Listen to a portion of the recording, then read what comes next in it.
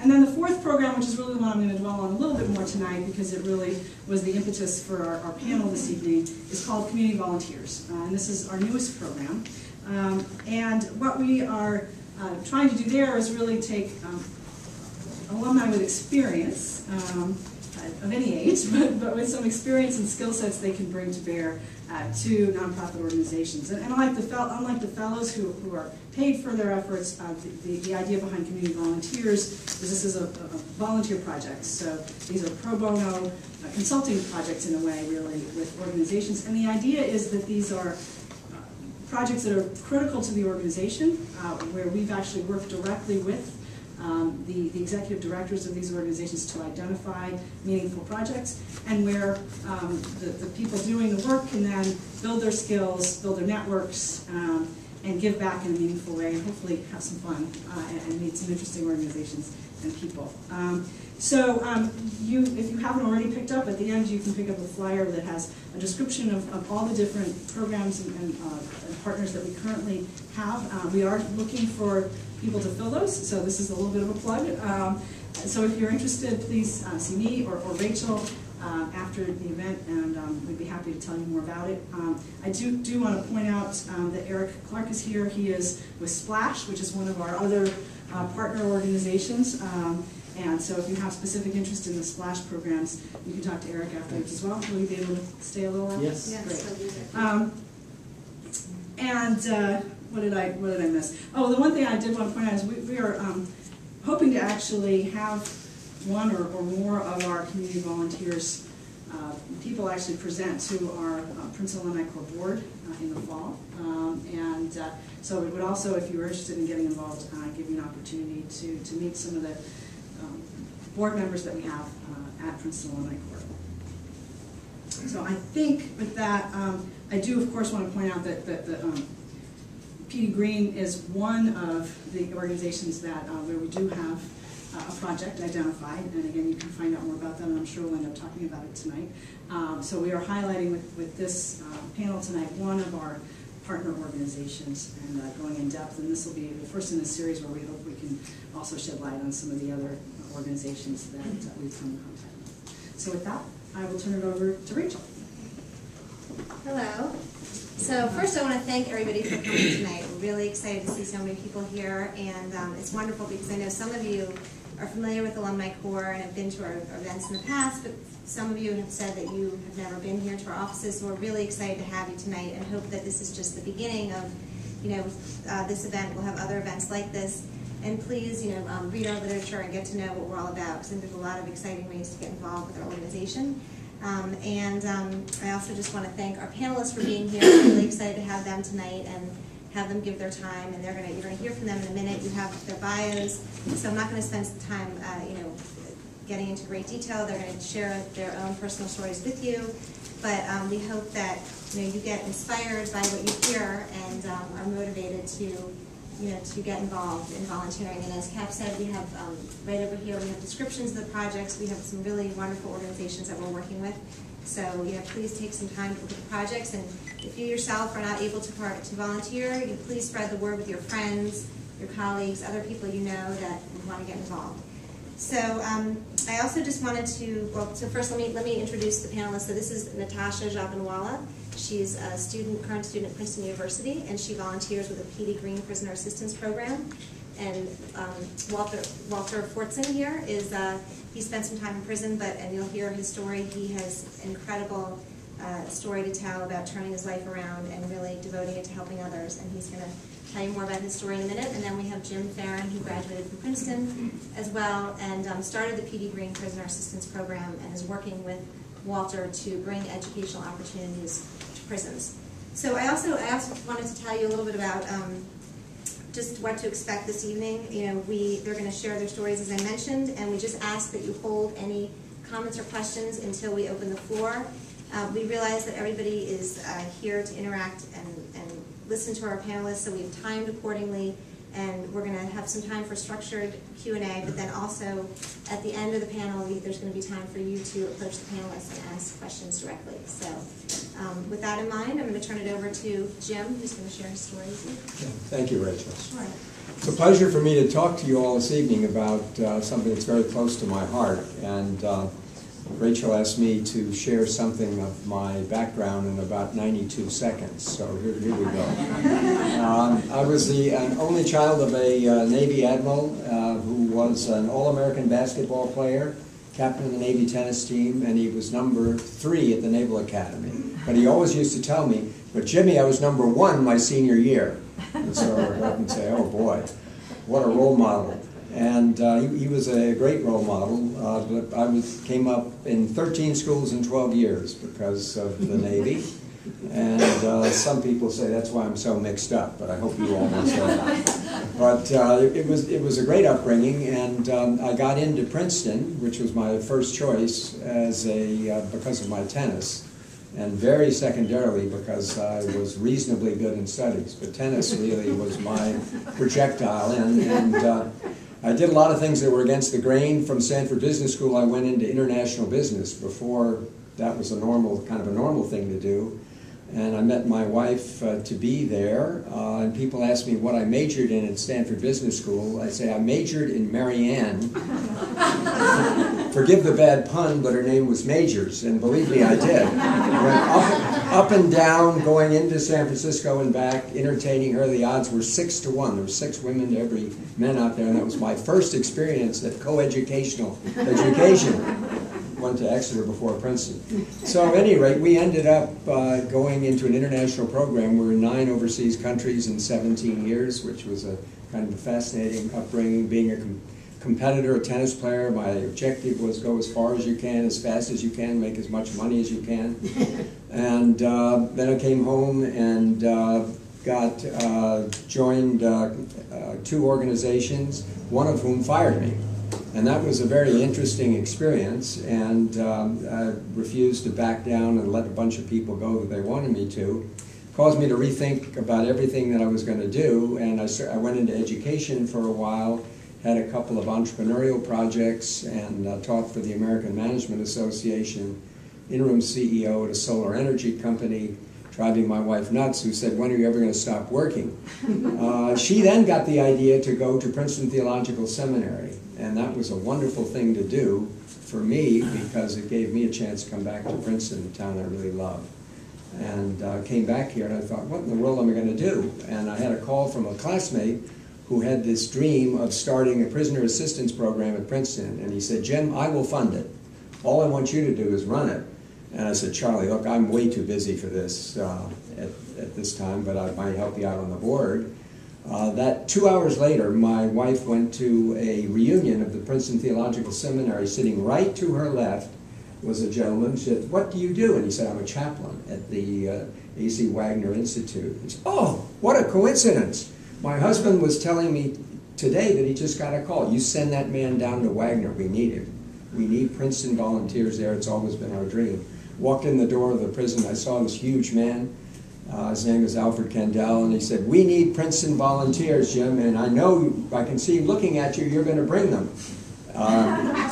Sometimes I'm slow to get messages, but it was very clear to me what was going on. This wasn't coming from me, it was coming from the great Lord upstairs, and that was the plan. So I wandered around the Pace Center and other places trying to figure out how to start it. People told me, Princeton students are too busy, you'll never get this program off the ground. But I had the feeling it would go, and Kiki Jameson, who's head of the Pace Center, gave me one ad in the bulletin, and she said, if you get any responses from this ad, we'll let the program go. And I said, watch. And sure enough, as I was walking home, she called me and said, you won't believe this, we've had the first volunteer call, someone who wanted more information. So to make a long story short then, we started the program, a pilot program, in 2008. We had 10 volunteers going off to A.C. Wagner to help the prisoners learn reading, writing, arithmetic, and people were either tutors or teachers. I'm looking here at one of our best volunteers, Julia Jacobson, did 2 years of wonderful service for us there. And the amazing thing was these young Princeton students, I call them young because that's the way I look at it, but they're mature in a lot of ways, have such wonderful sense of mission. and want to give back. And they actually got a lot out of it because they were breaking the orange bubble to see a part of the world that's right here 35 miles away. They don't have to go overseas to get a new culture. It's right there.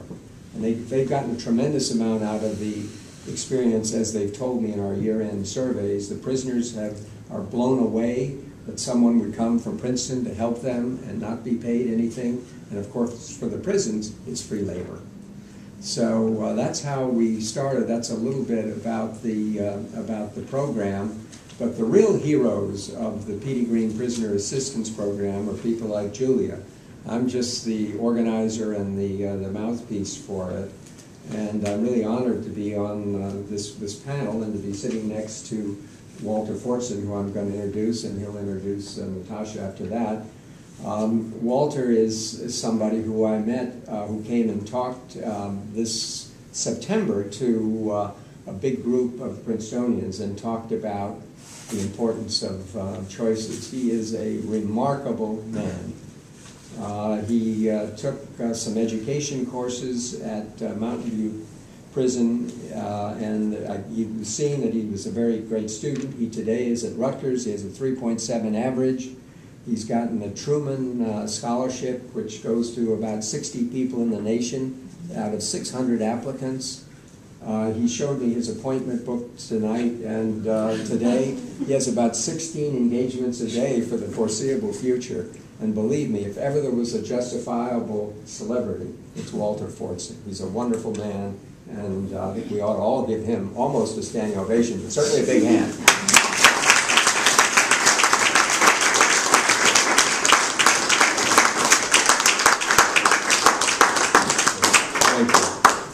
He didn't leave anything for me to say.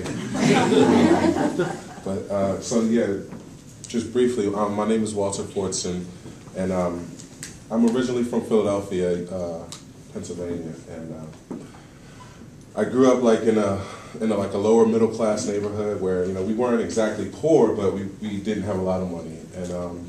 And my parents did labor to put me through a private school just because of it was a better quality education. And so I went all my life through private school up till high school and graduated. And because I didn't receive too much funding for college, I decided not to go right away and started working.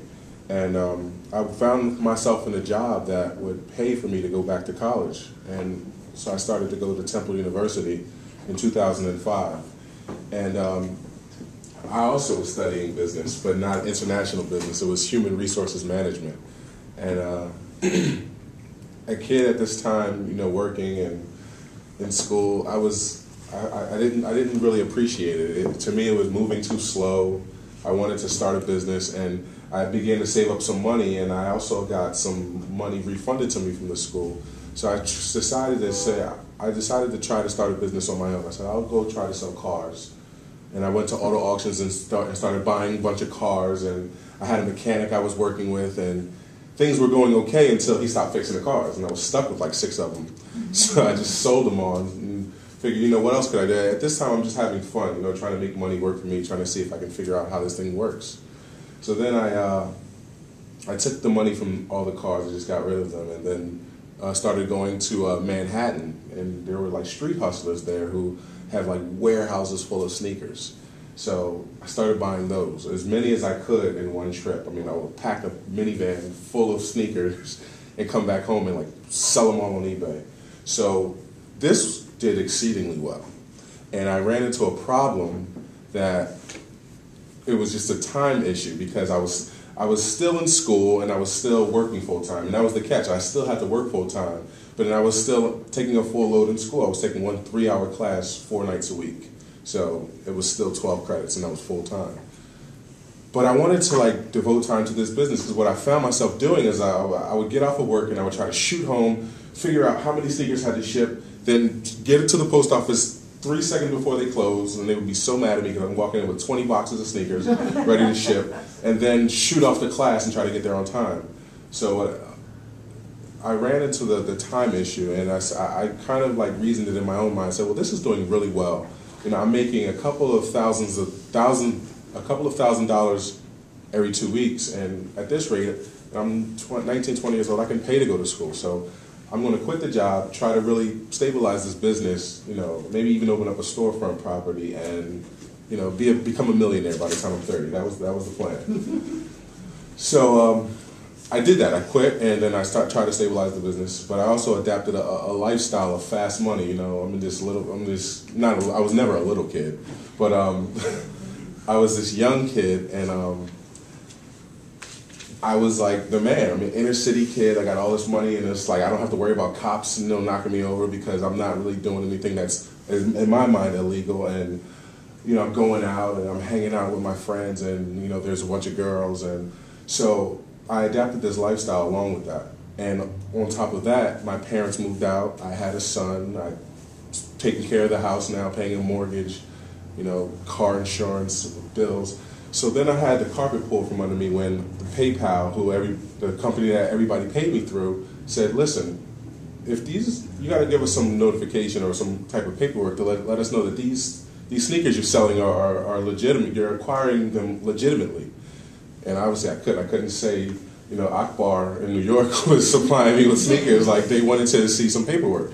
So I couldn't do it. And then when the carpet was pulled from under me, I began to panic, because now not only have I assumed this lifestyle and this identity, I also have assumed these bills. You know, I have a mortgage to pay. I have utilities. I have all these things that I have to pay, and there's no way to do it. And my younger brother, who, you know, was somebody who was, me and him were completely like night and day. He came to me and said, listen, me and my buddies have been going out to Atlantic City, and if you give me $200, I can bring you back $800 in a matter of hours.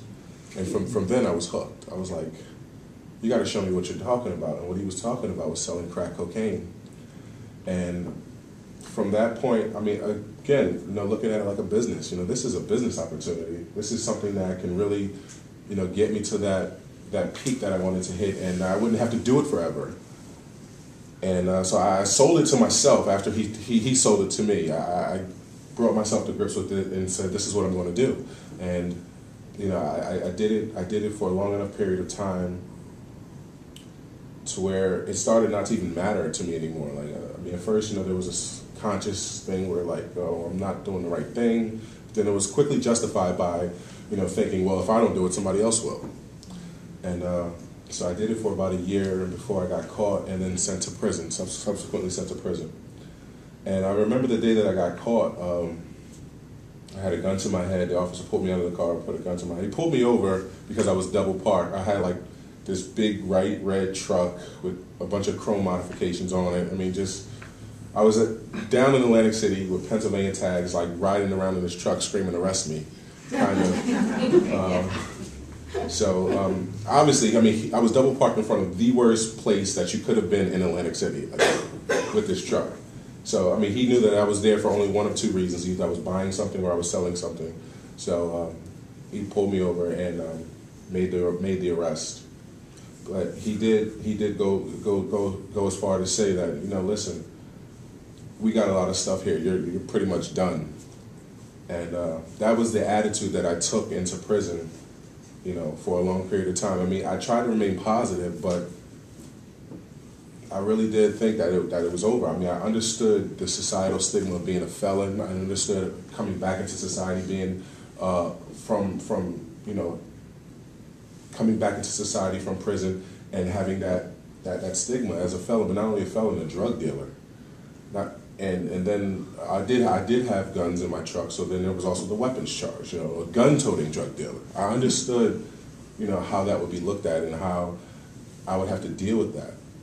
So when I was in prison one day, and this was, again, a divine thing that happened because I had never done this before, but we have, you know, meal movements. You have to move at a certain time to eat. They're called mess movements. So we had lunch mess movement. And I went in the line to go get my lunch, and when I sat down to eat it, something just told me, listen, it said, listen, don't eat it. Just put it in the bowl and save it for later. And usually after lunch, we go outside and have recreation, or rec, as it's called, rec time. So I went out there, and I was the first one out there, and it was a beautiful day.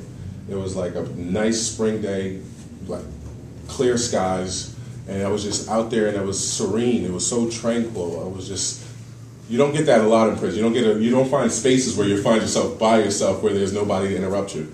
So I was just in kind of like just away from everything. And then a teacher came out of the building, and she knew who I was because I was a tutor for her. And she said, "Hey Walter, let me ask you, what are you thinking about doing after you leave?" And I said, "I don't know, Miss Suzansky. I'd like to go to school." And she said, "Well, there's a person there from Rutgers University who has a program where you might be able just to do that. He's actually here right now. Never heard of him, never heard about the program. But I happened to be in the right place at the right time." And she took me to see Professor Roden, and that was the first time in a long time that anybody had ever looked at me as a human being and not, my prison number, or not as a thing or a piece of property. He was extremely excited, and just the compassion in his eyes for me really let me know that I did have a second chance. And that's something that I have never forgotten. I still feel it to this day, that look he just gave me and how excited he was to meet me. And he was more excited than I was. He called my parents and said, "Listen, I want him in my program." And his energy is what fueled me then and what continues to fuel me today. And since I've been at Rutgers, I've been able to do well, but I've also been able to meet great people like Jim, who introduced us to the Petey Greene Prisoner Assistance Program. And the program that I came through, we are so elated that such a program exists and such a group of people exists that care about ex-offenders and people who aren't like what's depicted on TV, or people just angry people waiting to come home to knock your head off and snatch your pocketbook as soon as we come out of prison, but rather just people who have made some bad choices but aren't really bad people. And so when we were introduced to Jim in the program, we embraced it with open arms, and we said, "Jim, we got to have this at Rutgers." And so I've been pretty much the point person who has helped coordinate it at Rutgers and been the spokesperson for it at Rutgers, because education has changed my life. Education has allowed me to transcend the societal stigma that I was talking about earlier, and allow all of us in the program to do the same and to regain our lives back. And this is something that we are very passionate about. We want to extend to the people that we left behind in that situation, who had to return to their communities. And I know personally of 3 gentlemen who I lived with for long periods of time that are not here anymore because they didn't get opportunities that I got. And they were unfortunately sent back home and back into their communities and subsequently murdered. And I mean, these are guys that I live with. These are guys that literally slept next to me. One guy was my barber for over a year. And it's just so disheartening to read these stories and hear about people that I knew, that people whose lives could have been saved had there just been more opportunities or something that they can cling on to, like the Mountain View program, or just some type of benefit, or I'm running out of adjectives here, but just something that they could have clung to. And I'm thankful every day that the programs that helped me existed, because I could have easily been where they are. So that's pretty much it for me. Great, Paul. Yeah. Good job.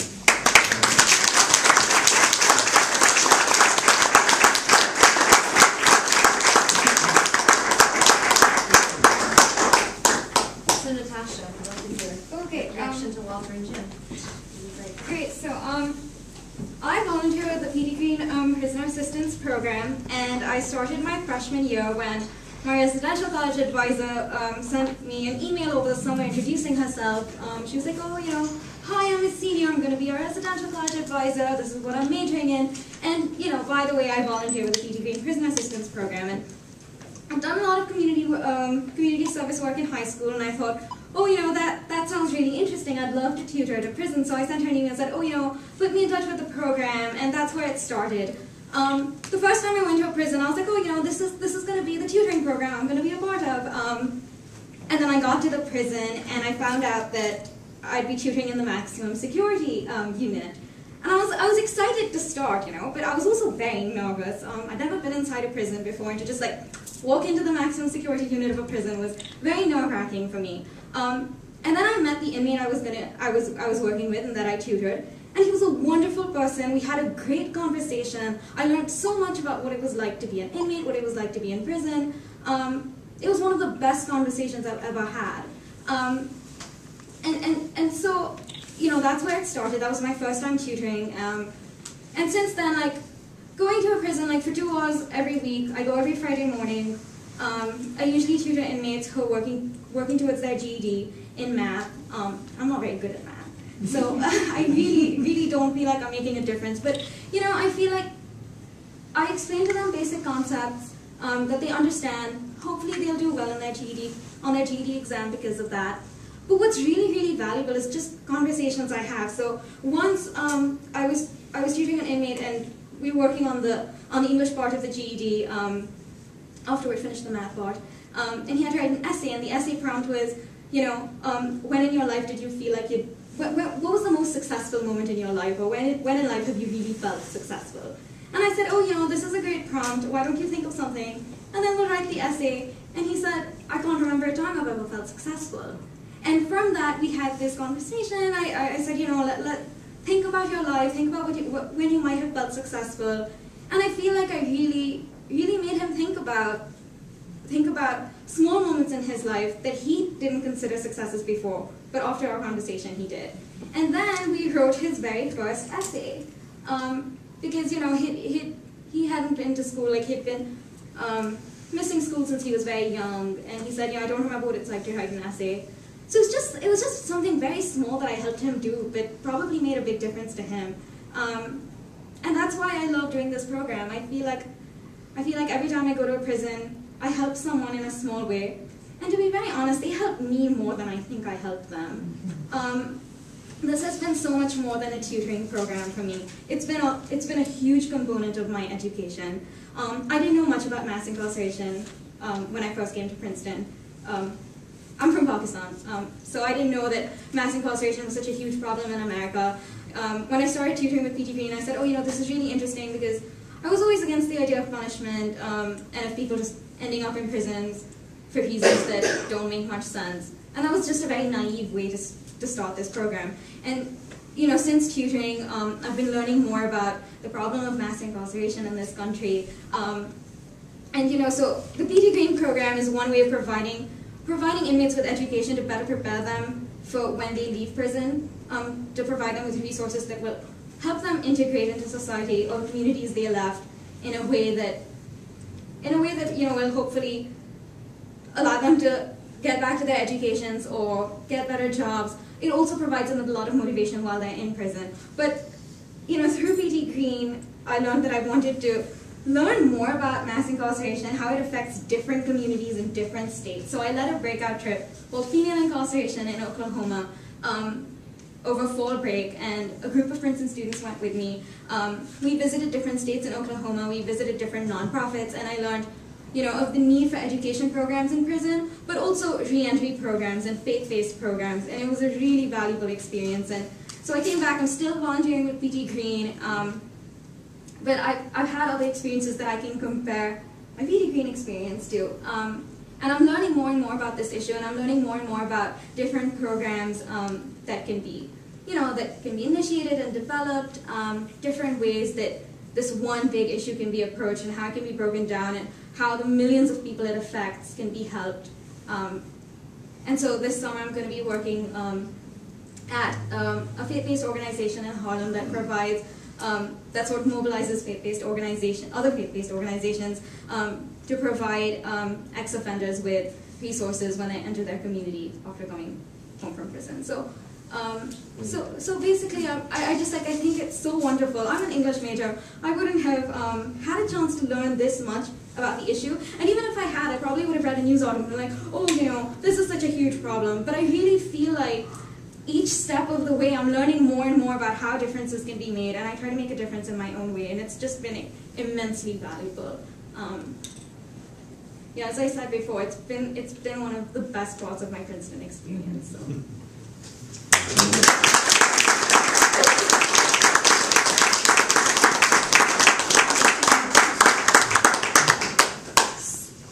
I'm going to just start with some questions here. Walter, can you tell us what is next for Petey Greene? terms of your expansion plans. Yeah, well, that's, there's a stand. That's, thanks for the question, Rachel. Right, we started, as I mentioned, with 15 volunteers, and we have now 52, of which 8 are community members, 44 are from Princeton, a few graduate students, mostly undergraduates. And we've been seeking to expand, and then I had the good fortune of meeting Walter in September, and he's now taking the organization to Rutgers. We've had one semester where we started, and then we go in a much bigger way in the fall. All of our people wear yellow T-shirts, by the way, that say Petey Greene Prisoner Assistance Program. If you permit just an aside for a second, when I first came up with that idea, I thought, I know, I'll have orange and black T-shirts, right? Princeton. Got about that close to running 500 of them. And I placed one call, oh, what the heck, I'll check it with Al Candell, who's the administrator at Wagner. And he said, you're about to do what, Jim? He said, those volunteers may be shot, because that's the color of maximum security in the prison. So God was with me in more ways than one for this program, I'll tell you. We have that program, the Petey Greene program, going now there, and we're also hoping, I've started conversations at Ryder and also Seton Hall, and I have an appointment tomorrow to talk to the commissioner about expanding in the South. And so the plan is to blanket New Jersey by next year. And then most excitingly, this gives me a chance to have one of our commercials here, Rachel. I'm looking for someone on a community volunteer basis, and I think it's a wonderful program, by the way. That has made all the difference in my life once I started doing this. I was a little late to pick it up, but it's absolutely wonderful. But I'm looking for someone, we're looking for someone who has some interest in working with me to develop a strategic expansion plan for the Petey Greene program and be project manager for that. Hopefully we can work on expanding not just to the state, but to the region. And I think America is ready for Petey Greene. There certainly is the need for it throughout. It's at no cost to the prisons.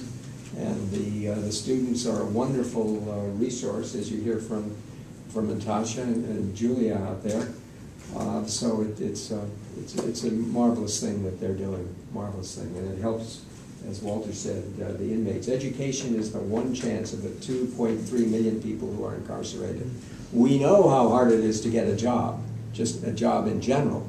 Imagine having a criminal record and then trying to get a job, no matter what your skills are. So education, as in the case of Walter and others, this can provide the ticket where possibly a job could be obtained, a better re-entry into society. So, yeah, we're full speed ahead trying to expand, and hopefully with a community volunteer, we'll do that. Thank you. That's great. Another question is, so you all have such inspiring stories, starting some organizations and volunteering. What would you say to people who are interested in volunteering but may not be able to start their own organization, just in terms of opportunities?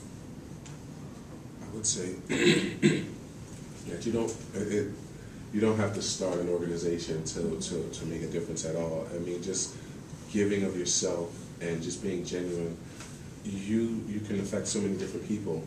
And I mean, just from my experience and the experience of the volunteers, I mean, what the stories they tell me, I mean, it's just hugely appreciated by those who get to experience a volunteer come out and give up themselves and give up their time, and to make ways for them which could, and for things that have otherwise wouldn't have happened.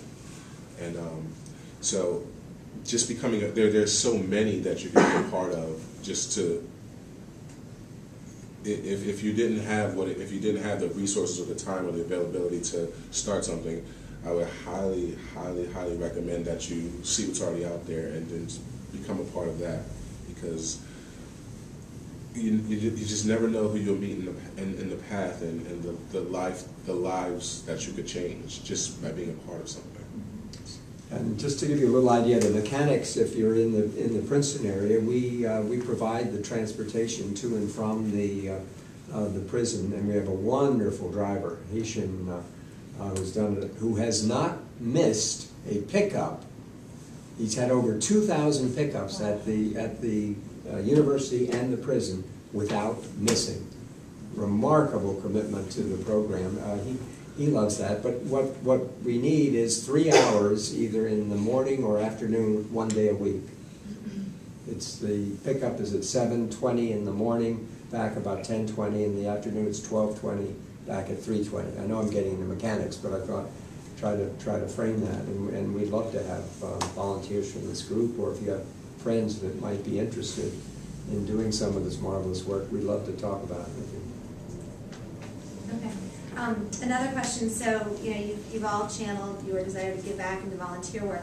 Can you talk about any hesitancy that you felt in terms of volunteering, or any challenges that you faced? I know that a lot of times people think about volunteering, but then there may be some obstacles holding them back, or challenges, or some kind of hesitancy. Can you talk about it?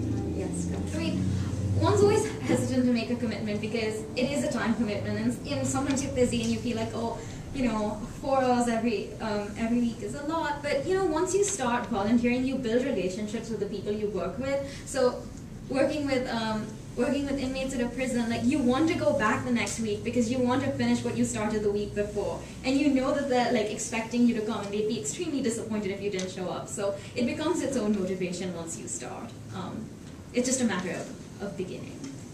Yeah, the experience that I've had with it, and at Rutgers, because we volunteer at the prison that I was held, or where I lived for a period of time, I haven't been able to. There are certain security measures that had to be taken, and I haven't hopped over all of those hurdles yet. So, but I still coordinated, and so the only hesitancy from the community was that at first everybody wanted to do it, but then when we realized the times that we would have to do it, like Jim mentioned 7:20. Well, we have to leave by 6:45.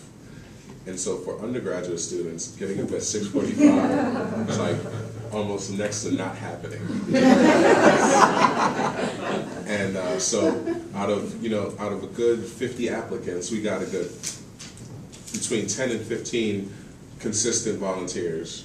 And I say consistent meaning like every other trip they would wake up with coal still in their eyes and go out on the trip. But other than that, any other hesitancy was like more like mechanical, like the buses. We have a big campus that depends heavily on the buses. The buses have to get you in between campuses. So we have a pickup on one campus, and students coming from another campus can't get there because the buses aren't running. But nothing other than that. I had a lot of hesitancy because I didn't get into volunteering until I was, I may as well tell you my age, 70.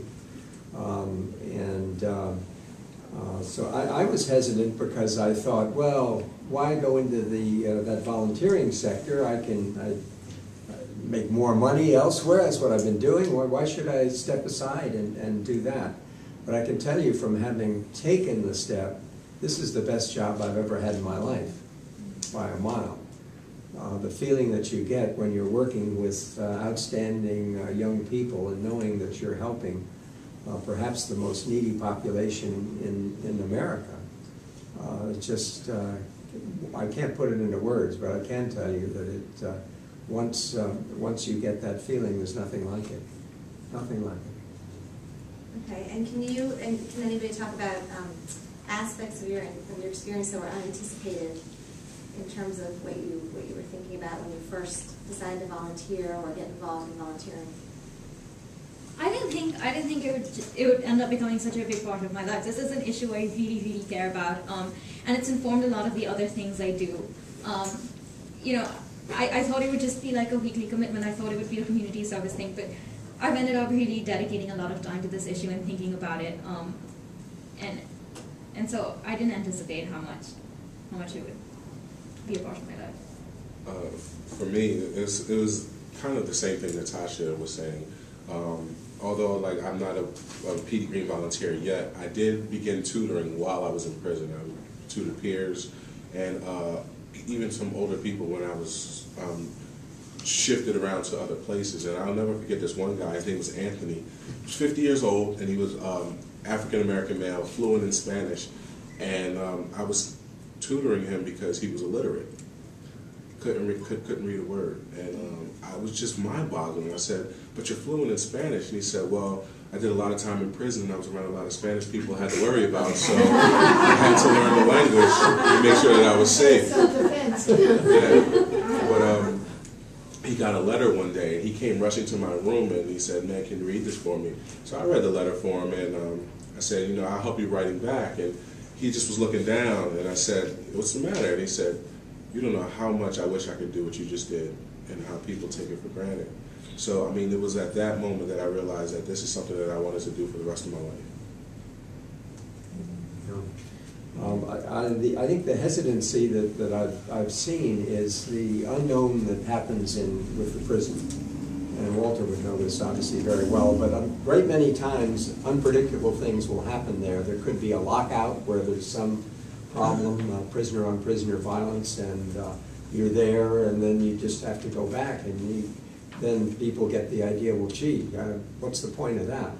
But as I've learned, because I taught a couple times at Wagner, it's a ministry of presence. If you go there with the intention to help somebody, even if you're turned away, the fact that you showed up for some individuals who are inside there is in itself a reward. That's great. Well, this time I want to open up the floor. I'm sure some of our audience members have questions. Yes? Yes, starting with that. Yeah, quick question. How many other Walters are there out there? In other words, what kind of a success rate? And I know that there are many small things and you can't count them, but is there any kind of tracking? Maybe that's the wrong word, but I mean, Walter, how many friends do you have that have been helped like you have, and that are really, emerging in a very positive way because of either the Rutgers program or the Princeton program or a similar program? Okay, in the Mountain View program specifically, there are currently 35 students who are part of it. Since the program's inception, there's been about 50 people that have come through the program. There have been 3 graduates. One graduated with a perfect GPA and went on to pursue a Psych D at LaSalle University. The other 2 are working pretty good jobs right now. They're doing well for themselves. We have 3 graduates slated for this year and about 7 or 8 next year. I'm on next year's term. So, I mean, it's helping a lot of people, but there's also a lot of people we have to turn away due to like lack of staff and funding and just feasibility. But just with that. Sorry, go ahead. No, I'm sorry. So just through the Mountain View program alone, there are a lot. I have a lot of people. I mean, there's people. About more than 60% of us have a GPA of a 3.0 or better, and of that 60% of us, there are about 70% of that 3.5 or better. So, and I mean, people are all types of awards and got into like graduate programs. People are doing really, really well, and I mean, that's just the one program. There's a ton of programs there. People are really hugely benefiting and enjoying the opportunities. And the Princeton program, are you speaking of the Princeton program, or is that the Rutgers program? I'm a little confused about which is which. Are they together? Are they merged together? Well, the Petey Greene Prisoner Assistance Program has its basic starting unit here in Princeton. That's the one that's developed. Walter is starting one in Rutgers. It's in its first semester, and then he's really going to start in the semester. It's the same program. They wear the same T-shirts. They have the name. They're going to a prison. They're just in a different location. He's just starting. We've been going 5 years.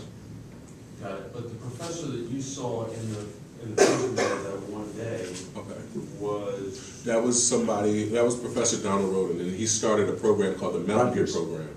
He's from Rutgers. Yeah, another program. Yes, so that was called, yeah. Just trying to keep clear. Got it. That was providing your education. Right? Yeah, That was for you to become... The Mountain View program created the pipeline from originally Mountain View Correctional Facility to Rutgers University. So through that program we were able to get admitted.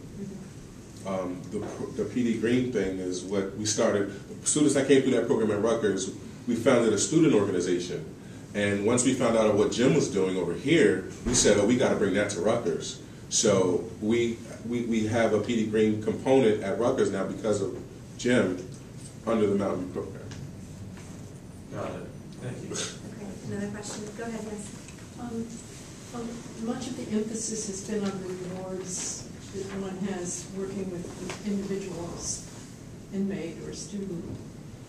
And I was wondering, I've done some literacy volunteering outside of the prison system with just one individual at a time.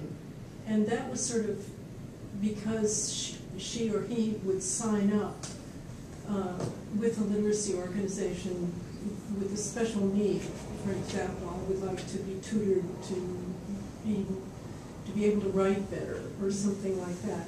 So my question is basically, how does this work? Do inmates sign up asking for a particular subject to be taught? Do they get credit for the teaching? I mean, what is the pipeline in terms of the academics? It's a little bit complicated, but it starts with, and we probably should have said this, the Petey Greene program is working with basic skills in general now. And I'll just digress a second.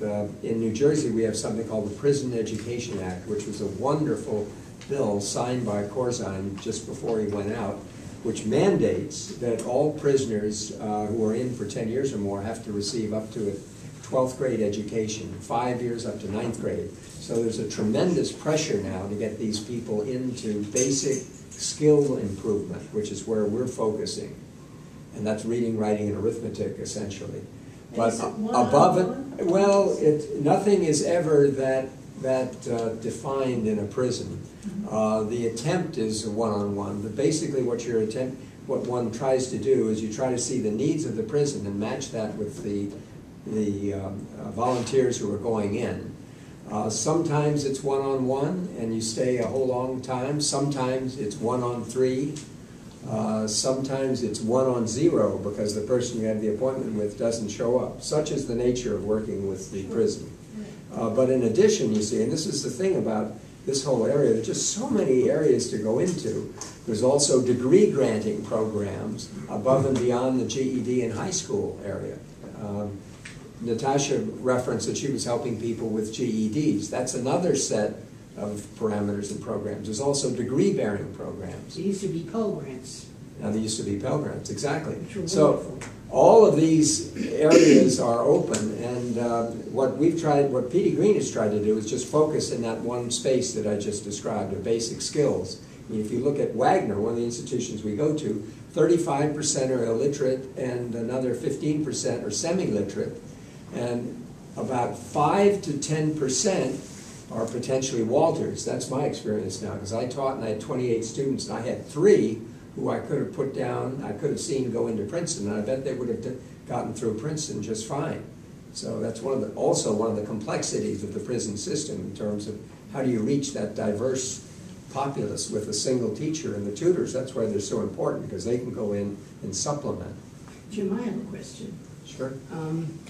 Prisons, every prison, I used to work for Department of Corrections, and we talked about that a little bit. Prisons, each prison has like a volunteer office. Now, when you go into a prison from the outside, you have to coordinate with the volunteer office so they know what you're about and how that goes. Because I said it never worked from that particular end.